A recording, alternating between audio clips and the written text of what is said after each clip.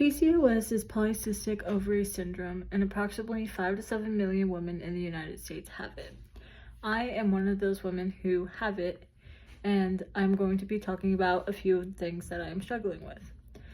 PCOS has a role in women's life, which includes mental health issues, increased risk of other health conditions, and how it affects your body. The first point I'm going to be talking about is mental health issues. With polycystic ovary syndrome, a few things that happen is weight gain, unwanted acne, hair loss, hormonal imbalances, which all can cause you to have mental health issues like depression, anxiety, and sometimes bipolar because you don't know how to control your hormonal issues. Another thing that comes with PCOS is eating disorders, which is basically like binge eating and bulimic nervosa, which is where you'll be just eating, they call it food noise, so you constantly think your body is hungry. The second point I'm going to be talking about is the increased risk of other conditions.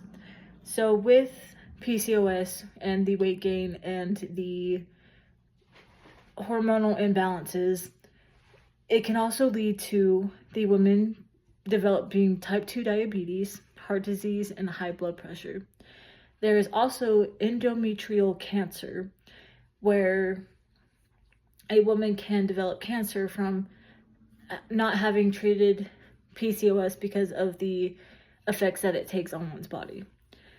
Another health condition is sleep apnea, where you can't get enough sleep. So PCOS is where your body, there's different types of PCOS. So the PCOS that I'm currently struggling with is insulin resistant. So my body cannot take the natural sugars and foods that we eat and turn it into energy, meaning I am constantly tired.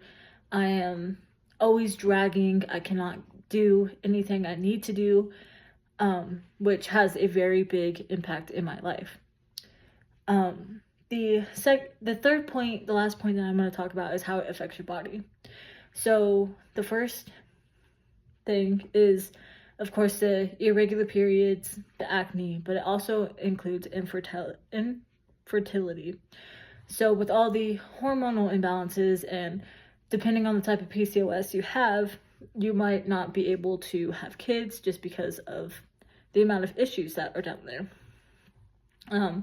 Again, like I said earlier, hair loss, weight gain, and also unusual hair growth, meaning women usually have like beards, mustaches, hair on their arms, hair on their stomach, on their chest, their backs, when women usually aren't supposed to have that.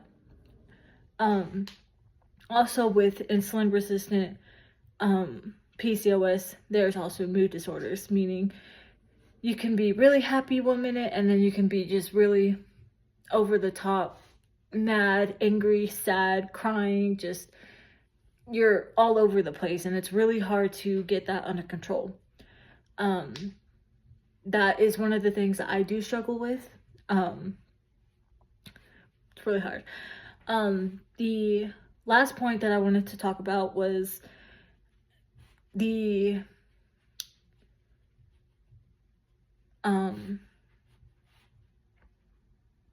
treatment. So I am currently on a weight loss shot where it will help me lose weight because my body cannot lose the weight that it needs to on its own. No matter the amount of exercise, nothing I eat, none of that will help. I cannot lose my body fat naturally without having help with something. So I'm on currently a semaglutide compounded weight loss shot.